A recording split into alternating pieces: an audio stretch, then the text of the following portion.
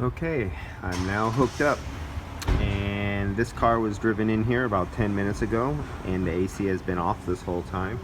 Interesting, almost 200 psi on the high side, and it's only about 59-60 degrees out. I wonder what that means.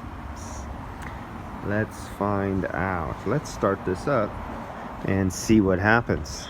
This was the AC Pro O'Reilly Auto Parts Special. At least the customer came clean and said he tried to do it himself and follow the instructions off the website and YouTube videos of how to charge your own car with the AC Pro. So let's see how well the AC Pro did. Let's get some auto here. Let's get some temperature down. Let's go okay. I feel some cold on my hand. Ooh, nice and cold. Really cold. Hey, this is beautiful. But he says it doesn't work when it's hot. But I'm gonna say about 46 degrees coming out on my arm there. Just make sure they're all on, all open, all centered. Always make sure your ducts are centered, coming out, nothing like this, nothing like this. Make sure they're centered because you want to take the static pressure off your vents, and you want the air to come out straight. You want as much flow as possible. So we got that there. Info, calendar, voice. Where is more stuff about? Damn, I'm not familiar with this car. Oh, it's good enough. All I need to know is that the AC is running. Let's see.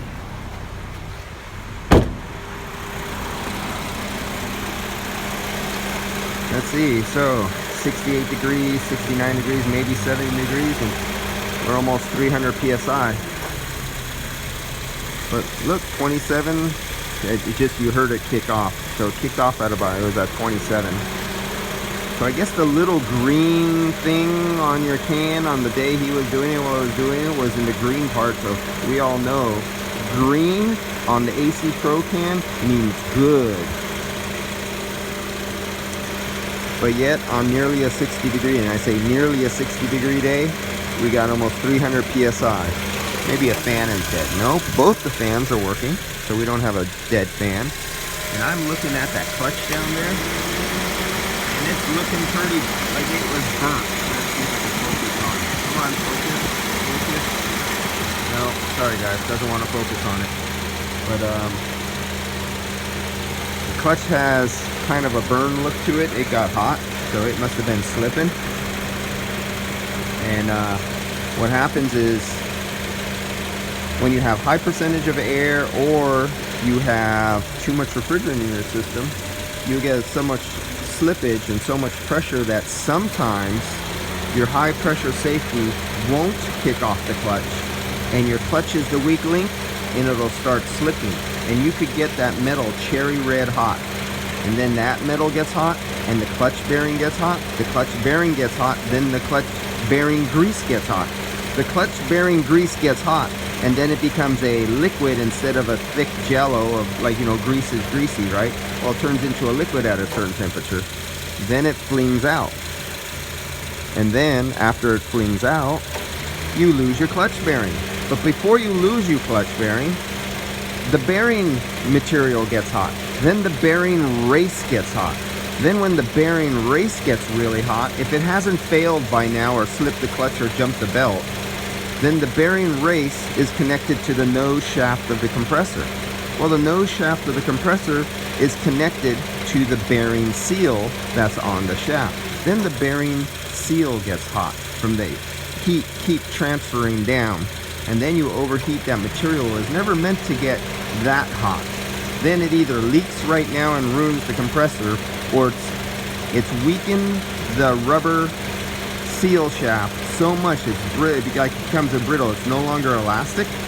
And then if it just barely lives right now, you do, say, a clutch, and you just throw a new clutch on it, maybe a new bearing, and you seal up, and then he comes back with a shaft seal leak a couple months later or a couple weeks later. Maybe it's tomorrow. But it's damage that was done that will be worse later. And then maybe next time when he gets that shaft seal that starts to leak, since he already heated once, you start to lose more refrigerant, some oil out of there now, but the customer keeps on driving it, and he runs the compressor low on oil and refrigerant and keeps on driving it. Then he burns up the compressor.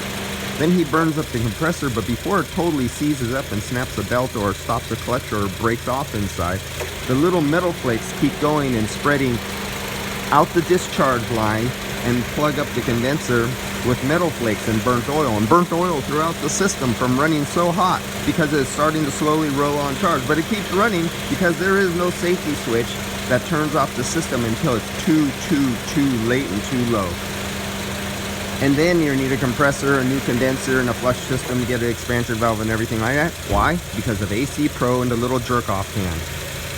Okay, so let's recover what comes out of here and weigh how much comes out into the recovery unit. Okay, that's enough. So this is video 2 on the AC Pro jerk-off can.